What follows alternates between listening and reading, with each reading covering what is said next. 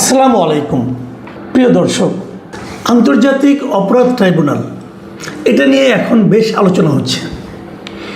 এই আন্তর্জাতিক অপরাধ ট্রাইব্যুনালে যখন আওয়ামী লীগ ক্ষমতা ছিল, মানে শেখ হাসিনা সরকার যখন ক্ষমতা ছিল, তখন তারা যুদ্ধাপরাধীদেরকে বিচার করত এবং এর মাধ্যমেই অনেক জামাতে ইসলামের শীর্ষ পর্যায়ের অনেক নেতাকে কিন্তু ফাঁসিতে ঝোলানো হয়েছে। বিএনপি নেতা সালাউদ্দিন কাদের চৌধুরীকেও এই মামলাতে, এই আদালতের মাধ্যমে, এই ট্রাইব্যুনালের মাধ্যমেই ওনাকেও মৃত্যুদণ্ড দেওয়া হয়েছে এবং ফাঁসিতে ঝুলানো হয়েছে, মৃত্যুদণ্ড কার্যকর করা হয়েছে। তখন এই আদালতের বিচারিক প্রক্রিয়া নিয়ে, যেহেতু এটা আন্তর্জাতিক অপরাধ ট্রাইব্যুনাল, লক্ষ্য করুন, যেহেতু নামটা আন্তর্জাতিক, তার মানে আন্তর্জাতিক আইনেই কিন্তু এই অপরাধের বিচার হচ্ছে এবং সেই বিচার যেহেতু আন্তর্জাতিকভাবে হচ্ছে, আন্তর্জাতিক মানে হচ্ছে, সেই মান নিয়ে কিন্তু ওই সময়েও বেশ কয়েকবার প্রশ্ন উঠেছিল এবং তখন যারা এই প্রশ্নগুলি তুলেছিল তাদের ব্যাপারে ওই সময়ের সরকার বেশ খড়গহস্ত হয়েছিল। আমাদেরই এক কলিগ, মানে আমার দেশ পত্রিকায় চাকরি করতেন নোমান, উনি এই ব্যাপারে অনেক ইনভেস্টিগেটিভ রিপোর্টিং করেছিলেন। বিচারকের বেশ স্কাইপি সংলাপ উনি প্রকাশ করে দিয়েছিলেন। সে সমস্ত কারণে ওনাকে জেলে যেতে হয়েছিল। আমার দেশ পত্রিকা অনেক এই ব্যাপারে রিপোর্ট করেছিল। তাদেরকেও কিন্তু নানা ধরনের সরকারের রোষানলে পড়তে হয়েছিল। তাদের একটাই প্রশ্ন ছিল যে এই আদালতের মানটা কি আন্তর্জাতিক মানের হচ্ছে কিনা, যথাযথ নিয়মে হচ্ছে কিনা। ওই সময় এদেশে অবস্থান করতেন একজন ব্রিটিশ সাংবাদিক ডেভিড বার্গম্যান, ওনারা আপনারা সবাই চিনেন, ডক্টর কামাল হোসেন সাহেবের মেয়ের জামাই উনি। ওই ব্রিটিশ সাংবাদিক উনিও কিন্তু বেশ কিছু প্রশ্ন করেছিলেন। এই জন্য ওনাকে দেশ থেকে বের করে দেওয়া হয়েছিল, ওনার মধ্যে মামলা হয়েছিল, যাই হোক অনেক কিছু হয়েছিল। তো সেই যে অভিজ্ঞতাটা, সেই অভিজ্ঞতাটা মাথায় কি বর্তমানে যে আইসিটি যেটা হয়েছে, বর্তমানে যে এই ইন্টারন্যাশনাল ক্রাইম ট্রাইব্যুনাল হয়েছে, তারা কি সেটাকে মনে রেখে কাজ করছে? এই প্রশ্নটা আমার কাছে এই মুহূর্তে জরুরি মনে হচ্ছে। তারা কি ওই যে অভিজ্ঞতাটা, আগে যে বদনামটা হয়েছিল এই ট্রাইব্যুনালকে নিয়ে, সেই বদনামটাকে অ্যাভয়েড করার চেষ্টা করছেন? আমার কিন্তু মনে হয় না।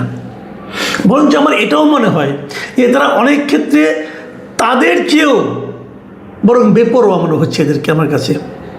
মানে আন্তর্জাতিক রীতিনীতি মেনে চলার ক্ষেত্রে এরা যেন আরও বেশি বেপরোয়া, আরও বেশি আপনার গুরুত্বহীন ভূমিকা পালন করছে বলে আমার কাছে মাঝে মাঝে মনে হচ্ছে। দেখুন, এরই মধ্যে আমি আপনাদের দুটো ঘটনা বলি। এক নম্বর হলো, এই যে ওই সময় যিনি সমালোচনা করেছিলেন ডেভিড বার্গম্যান, উনি কিন্তু এখন আবার এবারও সমালোচনা করছেন। এখন যে জিনিসটা হচ্ছে, এখন যেভাবে চলছে, এটা নিয়েও কিন্তু উনিও সমালোচনা করছেন। উনি অনেকগুলি প্রশ্ন কিন্তু বিভিন্ন সময় তুলেছেন, ওনার এক্স হ্যান্ডেলে উঠেছে, উনি বিভিন্ন লেখালেখি করেছেন, ফেসবুকে উনি পোস্ট দিয়েছেন। আমার ধারণা আপনাদের চোখে পড়ার কথা, বিভিন্ন বাংলাদেশের পত্রপত্রিকাতে উনি লেখালেখি করেছেন এটা নিয়ে, যে কিন্তু আন্তর্জাতিক মানের বিচার কিন্তু এখন হচ্ছে না। কতগুলি প্রশ্ন উনি করেছেন, যেমন অনেক বলেছিলেন যে অনেকগুলি মামলা এগুলি প্রমাণ ভিত্তিক নয়, বরঞ্চ রাজনৈতিক প্রভাবিত। উনি সর্বশেষ যেটা দেখলাম কালকে, যে উনি একটা এক্স হ্যান্ডেল একটা দিয়েছেন, সেখানে উনি বলেছেন যে আপনার আসামি পক্ষে যিনি আইনজীবী হবেন আর কি, তার কাছে তো আসামির বিরুদ্ধে যে অভিযোগগুলো, এই অভিযোগগুলো কিন্তু একটু আগে পৌঁছাতে হবে, না হলে উনি কীভাবে অভিযোগের ভিত্তিতে ওনার যুক্তিতর্ক স্থাপন করবেন। যেমন একটা মামলার কথা বলেছেন, বোধহয় 3 তারিখ না 4 তারিখে হবে যেটা শুনানি, সেটার কপি, তদন্ত রিপোর্ট এবং সার্টিফাইড কপি এখনও নাকি ওই আসামির যিনি আইনজীবী তার কাছে পৌঁছাই নাই। তাহলে কীভাবে হবে? এইভাবে অনেক কথা বলেছেন উনি।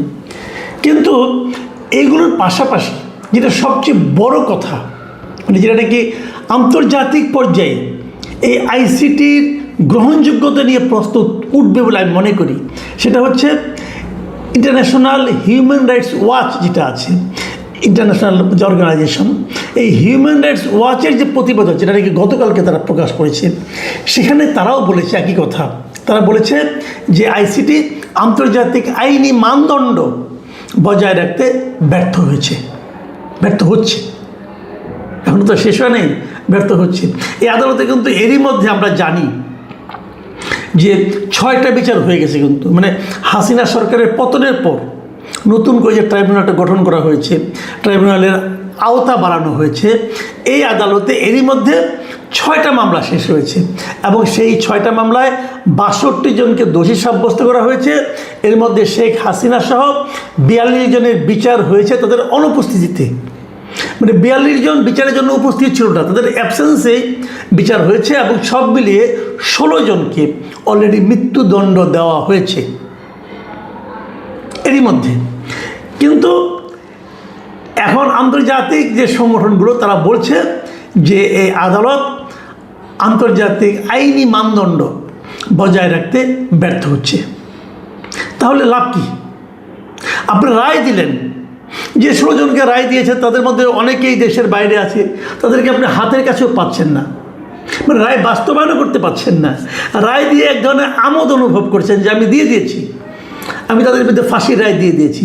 কিন্তু বিপরীত দিকে আন্তর্জাতিক অঙ্গনে এই আদালতের মানে আইনি যে মানদণ্ডটা, সেই মানদণ্ড নিয়ে প্রশ্ন উঠছে।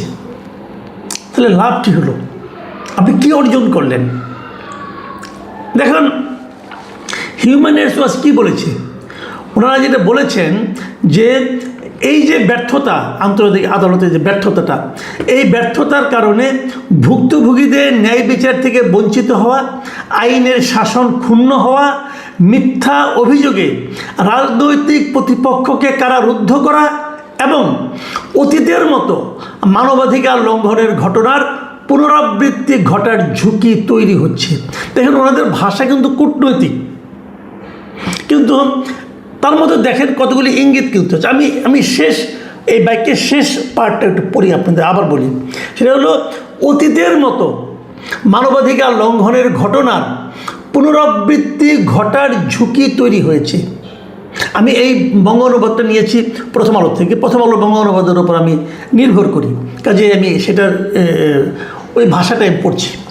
তার মানে তারা বলতে চাচ্ছে যে অতীতেও কিন্তু এই ধরনের মানবাধিকার লঙ্ঘিত হয়েছে এই আইসিটির মাধ্যমে, এই ইন্টারন্যাশনাল ক্রাইম ট্রাইব্যুনালের মাধ্যমে অতীতেও কিন্তু মানবাধিকার লঙ্ঘিত হয়েছে। তার মানে যারা আগের আওয়ামী লীগ আমলের যে আইসিটির রায়গুলো, সেগুলো নিয়ে যারা সন্দেহ পোষণ করেছেন, এরাই কিন্তু করেছে, তারাও এটাকেও আগের সঙ্গে তুলনা করছে। তাহলে আমাদের লাভটা কী হলো? আমরা তো বলেছিলাম যে আওয়ামী লীগ আমলে বিচার বিভাগের স্বাধীনতা ছিল না, সরকারের কথা অনুযায়ী, সরকারের ইচ্ছা অনুযায়ী, সরকারের পছন্দ অনুযায়ী বিচার বিভাগ চলতো। আর এখনও একই কথা যদি বলে ইন্টারন্যাশনাল বিভিন্ন অর্গানাইজেশন, তাহলে এখনও তাহলে একই চলছে। তাহলে আওয়ামী লীগ সরকারকে পাল্টে আমাদের লাভটা কী হলো বলুন? এটা কিন্তু একটা বেসিক প্রশ্ন। মানুষ কিন্তু তুলনা করবে, আপনি যেই হন না কেন, আপনি যত সহজ সরলভাবে চলাফেরা করেন, আপনি যত বড় বড় কথা বলেন, যত স্বপ্নের কথা শোনান, যত প্ল্যানের কথা শোনান, মানুষ দিন শেষে তুলনা করবে। মানুষ বলবে ওরা কতটা খারাপ ছিল, আপনি ওই খারাপ থেকে কতটুকু অগ্রসর হতে পারলেন, ওরা বিচার বিভাগের উপর কতটুকু নিয়ন্ত্রণ প্রতিষ্ঠা করেছিল, আপনি কতটা তার থেকে বিচ্যুত মানে সরে আসতে পারলেন। মানুষ বিচার করবে এবং সেই তুলনায় যদি আপনি অগ্রসর হতে না পারেন, তাহলে মানুষের সামনে আপনি দাঁড়াবেন কোন মুখে? আমি সরকারকে প্রশ্নগুলো করছি। আমি জানি আমাদের মতো সাধারণ মানুষের প্রশ্ন সরকার পর্যন্ত পৌঁছাবে না, এটা আমি জানি, আমি জেনেই প্রশ্নটা করছি। যদি বাই চান্স একজন শুনেন, তবু তো শুনলেন। দেখুন আরও কি বলেছে এই আপনার এই হিউম্যান রাইটস ওয়াচ, তারা বলেছেন যে জিনিসটা যে মিথ্যা অভিযোগে রাজনৈতিক প্রতিপক্ষকে কারারুদ্ধ করা হচ্ছে। কি না হচ্ছে বলুন? রিসেন্টলি দেখলাম অনেক সাংবাদিককে আইসিটিতে ঢুকে এই ধরনের মামলায় আইসিটিতে নিয়ে যাওয়া হয়েছে, অনেক সাংবাদিকের বিরুদ্ধে। কেন? মানে তারা নাকি শেখ হাসিনার সঙ্গে, তারপরে স্বরাষ্ট্রমন্ত্রীর সঙ্গে এই সমস্ত সাংবাদিক নাকি ছিলেন। তারা কীভাবে ছিলেন? এর মধ্যে যে সমস্ত সাংবাদিকের নাম আমি দেখলাম এবার, তার মধ্যে মানে প্রায় সকল সাংবাদিককে আমি পার্সোনালি চিনি। তারা শেখ হাসিনাকে বুদ্ধি দিছে, সে আপনি এগুলি গুলি করেন, এগুলি দিছে বুদ্ধি ভাই। তো এদের বিরুদ্ধে আপনি আন্দোলনটা, এদের বিরুদ্ধে মামলাটা করে আপনি কী অর্জন করতে চান সেটা আমি বুঝতে পারি না। কিন্তু কাজ একটাই, এদেরকে আপনি জেলে রাখতে চান। কারণ এই মানে আইসিটির মামলায় হলে সাধারণত জামিন হয় না কারো, তো জামিন জেলে জেলে থাকবে। তো জেলে রেখে আপনিও তো শান্তি পেলেন যে ঠিক আছে জেল খাটাইয়ে দিলাম, কিন্তু ভাই লাভটা কী হলো আপনি বুঝান না আমারে। এই লোকগুলোর সঙ্গে যারা চিনে, এদেরকে যারা জানে, সমস্ত সাধারণ মানুষ, তারা কে এটাকে সমর্থন করবে? দেখলাম তো কতগুলি সাংবাদিকের নাম, এই যে জয় মামুন, তবে জাহিদুল হাসান পিন্টু, প্রভাস শামীম, আশিস সৈকত, এরা সবাই আমাদের বন্ধু বান্ধব, সবাইকে আমরা চিনি রে ভাই। এইগুলো আমি যে করে নাম উচ্চারণ করলাম, এরা সারা জীবন সাংবাদিকতা ছাড়া তার কোনো কাজ করে নাই। তো এদেরকে যে আপনি ঘরে বসাই দিচ্ছেন, এদের ঘর সংসার নাই, এদের জীবনযাপন নাই। যদি এরা, আপনারা যদি মনে করেন এরা আওয়ামী শাসনের পক্ষে কাজ করেছে, মামলা